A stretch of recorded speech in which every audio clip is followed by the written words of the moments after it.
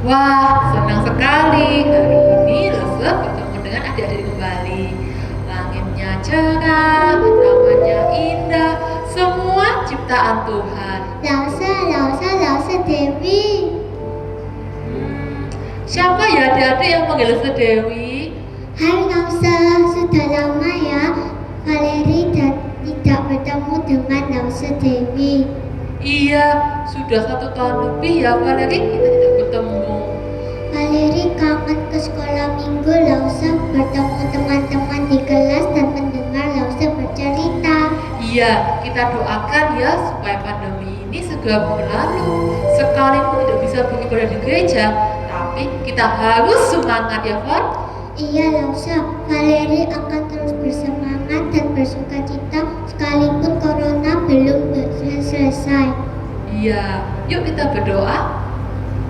Tuhan Yesus tolong berkati corona agar cepat selesai, dan Tuhan Yesus tolong berkati kami agar terlindung dari corona. Tuhan Yesus tolong berkati ibadah ini dari awal sampai akhir, hanya di dalam nama Tuhan Yesus, amin. Amin. Senang sekali Lausa, Valeri bisa mendengar burung berkicau dan harumnya bunga di taman. Iya, Rose jadi pengen mengajak Valeri dan teman-teman yang di rumah untuk memuji Tuhan, menyapa Tuhan di pagi ini. Yuk bangkit berdiri, kita menyanyikan lagu Selamat Pagi Tuhan dan Matahari Bersinar.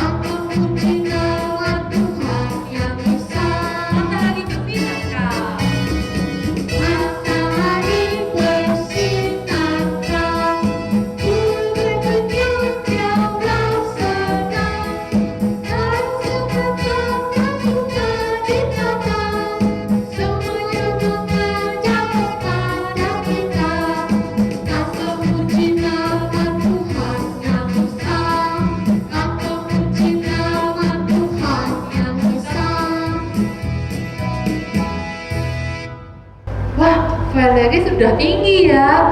Sekarang Valeri kelas berapa? Valeri sudah kelas 3 SD Lausa. Wah, sudah besar.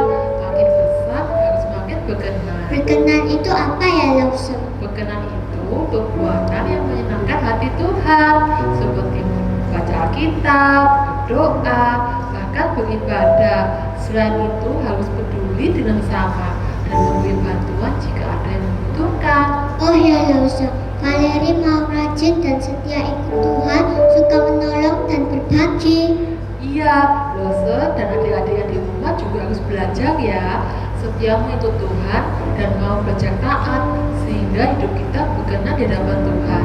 Iya Lausa, apalagi sekarang Valeri sudah bisa ikut melayani di sekolah minggu bersama Lausa Dewi meskipun masih pandemi. Iya, jadi buat adik-adik di rumah, jangan ragu-ragu jika ingin ikut melayani sekolah minggu. Silahkan menghubungi Rose-Rose kalian di kelas masing-masing. Selain itu, gereja juga mematuhi protokol kesehatan sesuai anjuran pemerintah. Iya, Lausa. Valeri ingin semakin besar, Valeri semakin berkenan seperti Yesus. Iya Pak, seperti tema kita bulan ini, semakin besar semakin berkenan. Yuk sama-sama kita mau nyanyikan lagu ini.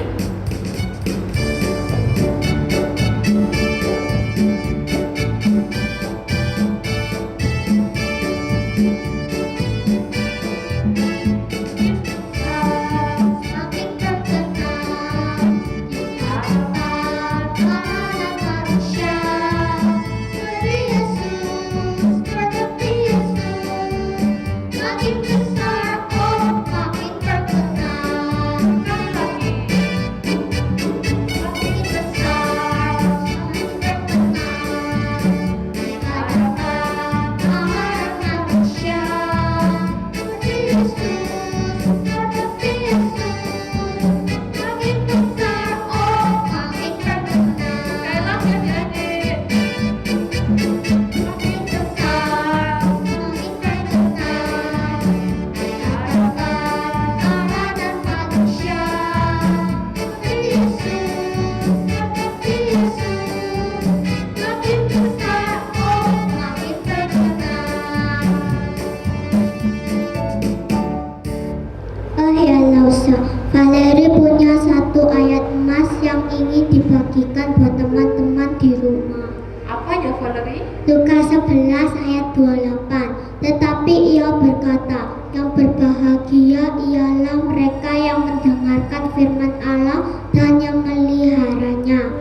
Wah, bagus ya adik-adik ayatnya. Yuk sekali lagi dibaca bersama-sama. Lukas 11 ayat 28. Tetapi ia berkata, yang berbahagia ialah mereka yang mendengarkan firman Allah dan yang memeliharanya. Iya adik-adik, sebentar kita mendengar cerita. Kita mau Roh Kudus menolong kita mendengar firman Tuhan.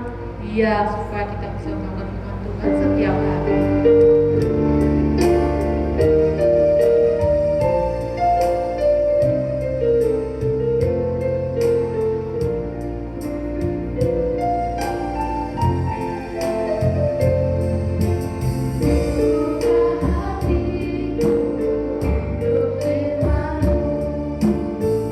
Ingin mencari seperti Yesus, berfirman Tuhan, ku mau mendengar dan melakukannya setiap hari.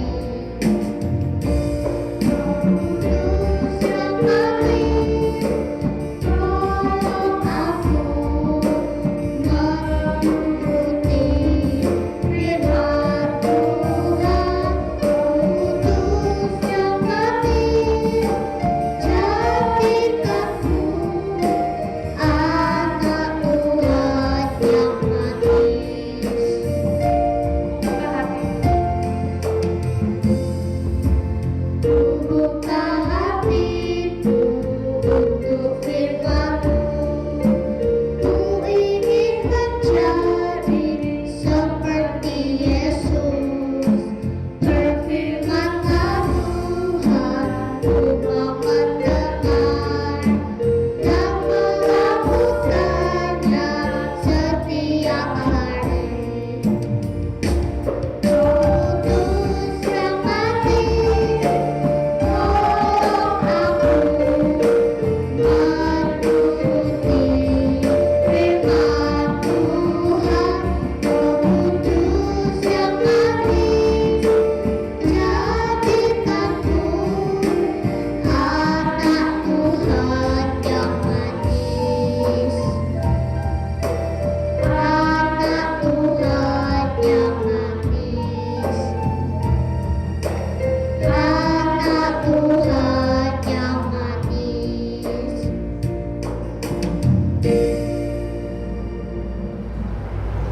Valerie, kita punya pengumuman apa nih buat teman-teman di rumah? Persembahan ditransfer ke rekening gereja berikut ini.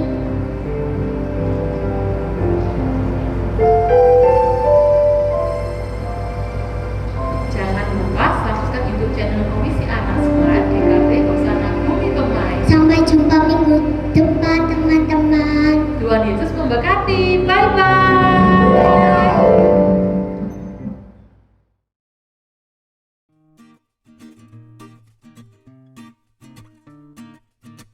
Halo adik-adik, selamat berjumpa kembali.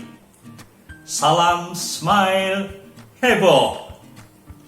Oke, kita sama-sama siapkan hati kita dengan sungguh-sungguh agar saat belajar firman Tuhan kita bisa fokus dan mendapat berkat firman dengan baik. Mari kita berdoa. Tuhan Yesus, kami datang kepadamu untuk mengucapkan syukur kami ya Tuhan, kalau saat ini kembali kami boleh bersama-sama untuk datang kepada Tuhan, tentunya untuk mencari hadirat Tuhan di dalam kebenaran firman yang akan kami baca dan kami renungkan dan kami pelajari bersama-sama, sehingga kami boleh terus mendapatkan berkat firman Tuhan dan kami boleh bertumbuh menjadi anak-anak yang baik, berkenan kepada Tuhan. Bimbing kami ya Tuhan, siapkan hati kami agar kami boleh menjadi tanah yang subur. Ketika firman Tuhan disampaikan, kami boleh memahami dan kami boleh mendapatkan berkat dari firman Tuhan. Kuasai hati hamba-Mu yang akan menyampaikan firman Tuhan juga, dan suasana di rumah kami masing-masing, agar kami boleh terus belajar mengenal Tuhan. Di dalam nama Tuhan Yesus kami naikkan doa kami ini. Haleluya. Amin. Kita bersama-sama membaca firman Tuhan yang diambil dari 1 Petrus ayat 2, pasal 2 ayat 5, ayat 4 sampai 5. Demikianlah firman Tuhan. Dan datanglah kepadanya batu yang hidup itu, yang memang dibuang oleh manusia, tetapi yang dipilih dan dihormat di hadirat Allah.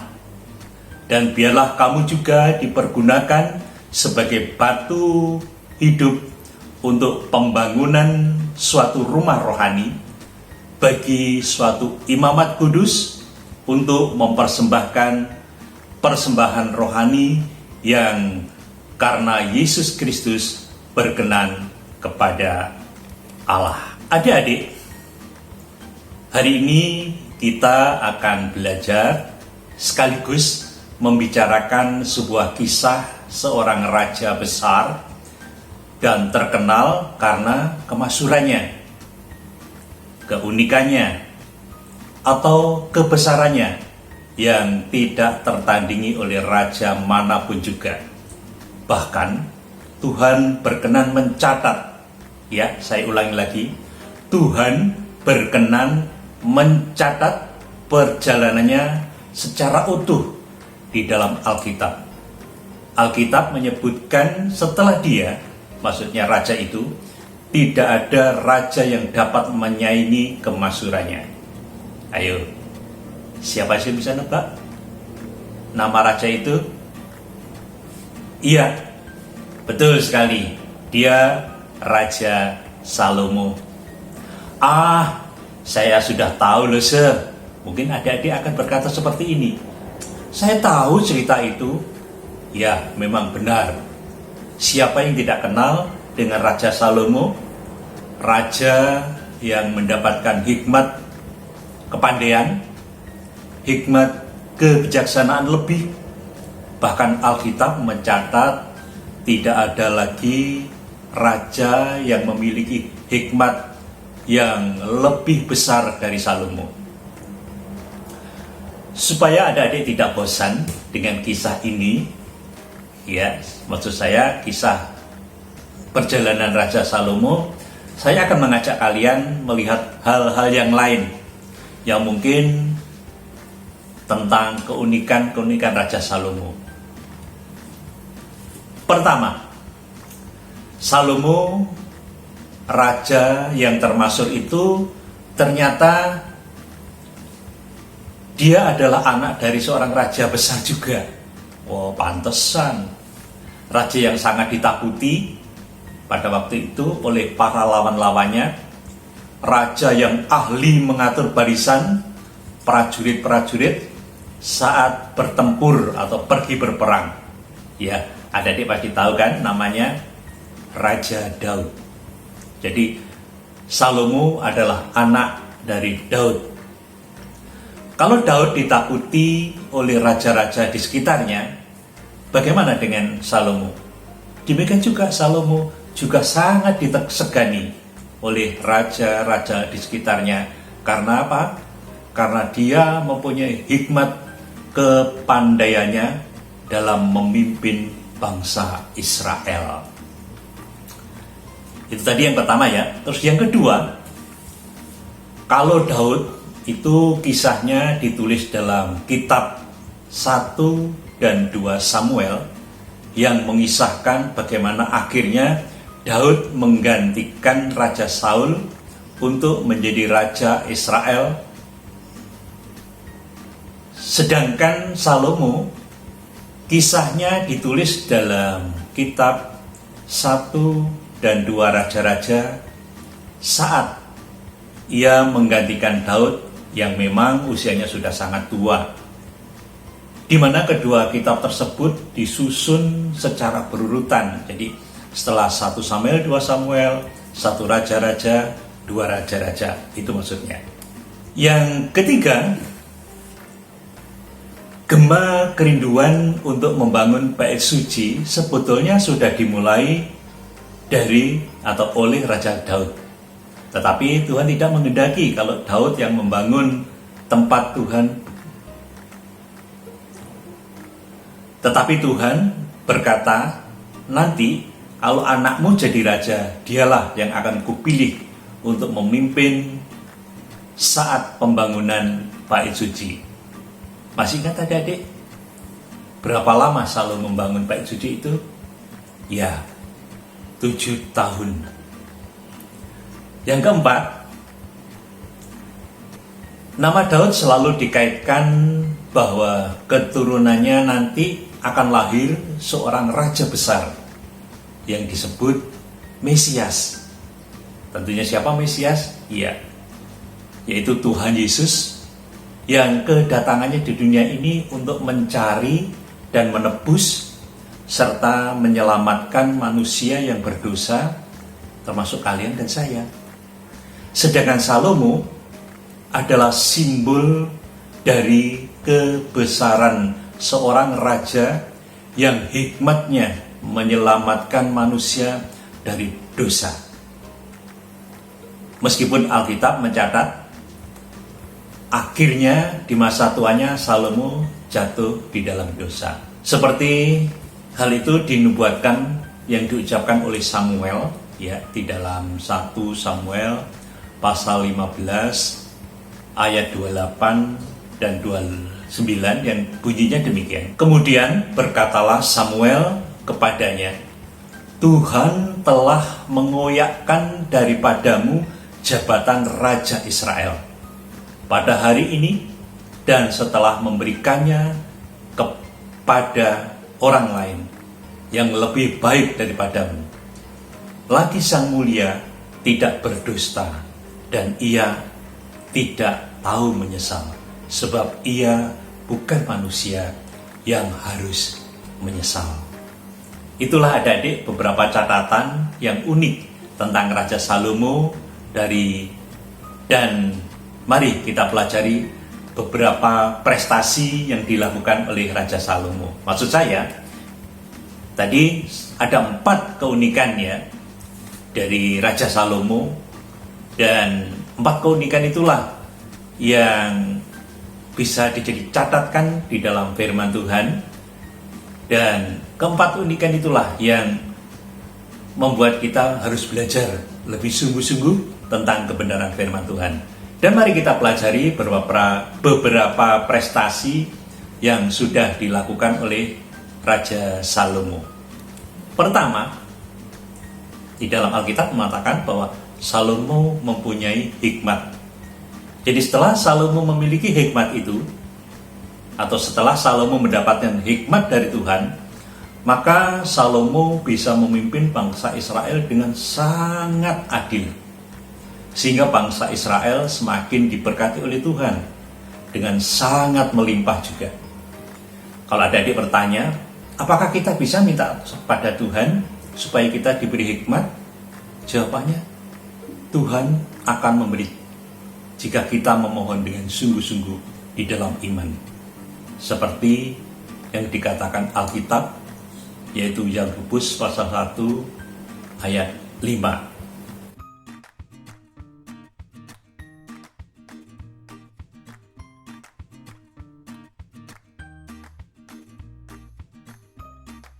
Yang kedua, prestasi yang dimiliki oleh Raja Salomo, yaitu bait suci. Tadi disebutkan atau saya sebutkan bahwa sebetulnya bait suci itu sudah digagas oleh ayahnya Raja Daud, tetapi Tuhan tidak menghendaki, karena Tuhan adalah Allah yang kudus, maka dia memilih Salomo. Beda Salomo dengan Daud. Kalau Daud itu ahli berperang. Ya, namanya perang itu pasti bertempur dan bisa membunuh, bisa memusnahkan lawannya. Sedangkan Salomo tidak pernah bertempur, tapi dengan kebijaksanaan itu dia bisa memimpin bangsa Israel dengan adil dan boleh bertumbuh menjadi satu kerajaan yang makmur. Jadi bait suci itu Tuhan memerintahkan Salomo memimpin langsung dalam pembuatan yang memakan waktu selama 7 tahun. Jadi Salomo langsung, ya adik-adik ya, langsung terjun. Jadi tidak hanya memerintah dari istananya, tapi dia terjun setiap hari melihat perkembangannya. Dan itu memakan waktu selama 7 tahun. Lalu kemana, pertanyaannya, lalu kemana bangsa Israel beribadah kepada Tuhan sebelum bait suci itu ada? Ya tentunya kita ingat kan masa zamannya Musa itu, mereka atau bangsa Israel itu beribadah di kemah suci. Kemah suci dan bait suci itu sama meskipun berbeda wujudnya, tetapi keduanya mempunyai makna sebagai simbol kehadiran Tuhan di tengah-tengah umatnya. Jadi kalau bait suci adalah simbol dari kehadiran Tuhan di tengah-tengah umatnya. Demikian juga kemah suci yang pada waktu itu bangsa Israel melakukan perjalanan keluar dari negeri Mesir menuju ke tanah perjanjian. Adik-adik, di samping prestasi yang sudah dihasilkan oleh Salomo, ternyata Salomo juga melakukan pelanggaran dosa yang sangat besar. Ya, pelanggaran itu berujung kelak kerajaannya akan terpecah, terkoyak menjadi dua, yaitu kerajaan utara dan kerajaan selatan. Hal itu berawal ketika Salomo di puncak kejayaannya. Hati Salomo tergoda dan telah terpaut dengan cinta kepada para istrinya. Kalian tahu jumlahnya berapa istrinya? 700. Dan berapa selirnya? 300. Jadi totalnya orang yang ada di sekitar Salomo itu ada 1000 orang, 1000 perempuan. Nah, mereka itu dari berbagai suku, berbagai bangsa yang ada di sekitar Salomo, dan tentunya mempunyai adat istiadat sendiri-sendiri, mempunyai kepercayaan berbeda-beda, dan dari situlah Salomo tergoda untuk mengikuti mereka, dan dari mereka lah Salomo dibawa masuk ke dalam kesesatan. Nah, kesesatan itu apa? Penyembahan kepada dewa-dewa yang benar-benar hal itu sangat dibenci oleh Tuhan. Bahwa yang hanya boleh disembah adalah Allah. Karena apa? Yang menciptakan langit dan bumi dan segala isinya itu Allah, bukan dewa-dewa. Dan Salomo tergoda untuk mengikuti selera dari para istri-istrinya dan juga selirnya itu. Dan hal inilah adik-adik memang benar-benar membuat Allah murka, sehingga Allah mengatakan, aku akan memecahkan dan mengoyakkan kerajaanmu menjadi 2 kerajaan, yaitu utara dan selatan. Lalu pertanyaannya, kenapa Tuhan tidak mengoyakkan seluruh kerajaan Salomo? Maksudnya, kenapa Tuhan tidak menghanguskan semua kerajaan Salomo? Kok Tuhan menyisakan beberapa suku untuk tetap bertahan menjadi suku bangsa yang dipimpin oleh Tuhan? Sekali lagi saya ulangi, lalu pertanyaannya, kenapa Tuhan tidak mengoyakkan seluruh kerajaan Salomo? Hal itu oleh karena janji Tuhan kepada Daud bahwa kerajaannya akan bertahan selama-lamanya. Kesimpulannya adik-adik, dari seluruh kisah perjalanan Salomo, dari kejayaannya sampai kejatuhannya, Allah selalu menepati janjinya untuk memelihara garis keturunan Daud, yaitu Tuhan Yesus Kristus yang dilahirkan dari dalam garis keturunan Daud. Tuhan Yesus adalah Raja yang sempurna dan tertinggi, dan hikmatnya melebihi Salomo. Dan itulah yang dijanjikan oleh Tuhan kepada Raja Daud. Apakah adik-adik bisa terus hidup di dalam dekat kepada Tuhan? Apakah ada hal yang bisa kita pelajari dari satu kehidupan Raja Salomo yang awalnya nampak penuh hikmat, tetapi akhirnya juga jatuh? Ada satu lagu yang ingin saya sampaikan, dan tentunya saya ingin mengajak pada adik-adik semua untuk ikut menyanyikan lagu ini. Lagu ini sangat terkenal, yaitu yang berjudul Memperkenankan Hati Tuhan. Mau kan kita memperkenankan hati Tuhan, supaya Tuhan bisa menerima hadirat kita, dan kita minta di dalam doa supaya Tuhan memberikan hikmat agar hidup kita dekat kepada Tuhan.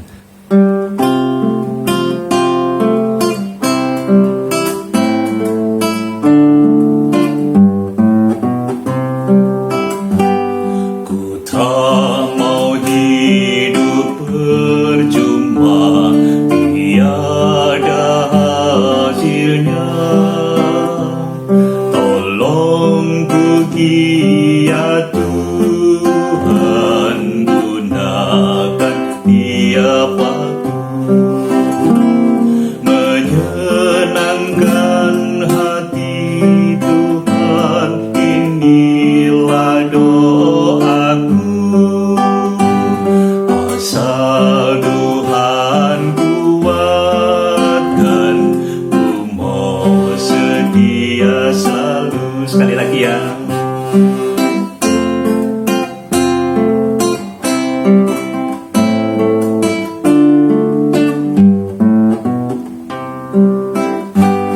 Ku tak mau hidup percuma, tiada hasilnya. Tolong ku giat Tuhan, gunakan tiap waktu, menenangkan hati Tuhan, itulah doaku. Asal Tuhan kuatkan, ku mau setia selalu.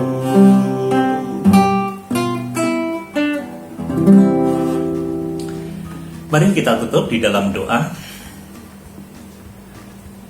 Bapa di surga, terima kasih kami boleh belajar dengan singkat sebuah firman Tuhan dari perjalanan Raja Salomo, bahkan juga Raja Daud. Kami boleh memetik satu pelajaran yang baik dari kisah ini. Jadikanlah kami, ya Tuhan, anak-anak yang berkenan kepada Tuhan. Kalau dengan bersama-sama dengan Tuhan, maka hidup kami boleh bertumbuh dan hidup kami boleh diberkati oleh Tuhan, dan hidup kami boleh memuliakan nama-Mu. Terima kasih Bapa, firman yang sudah kami pelajari, biarlah tertanam di dalam hidup kami, sehingga segala hikmat yang dimiliki oleh Raja Salomo muda itu, boleh juga kami miliki karena kami memohon kepada Tuhan di dalam Kristus. Terpujilah nama-Mu ya Bapa. Kami akan doa kami ini hanya di dalam nama Tuhan Yesus Kristus, Juru Selamat kami yang hidup, yang senantiasa mengajarkan kepada kami doa. Bapa kami yang di surga, dikuduskanlah nama-Mu, datanglah kerajaan-Mu, jadilah kehendak-Mu di bumi seperti di surga. Beri kami pada hari ini makanan kami secukupnya, dan ampuni akan kesalahan kami, seperti kami juga sudah mengampuni orang yang bersalah kepada kami. Dan jangan bawa kami ke dalam pencobaan, melainkan lepaskanlah kami daripada yang jahat. Karena Engkau-lah yang punya kerajaan dan kuasa dan kemuliaan, sekarang sampai selama-lamanya. Amin. Amin adik-adik. Sampai ketemu minggu depan. Salam semangat.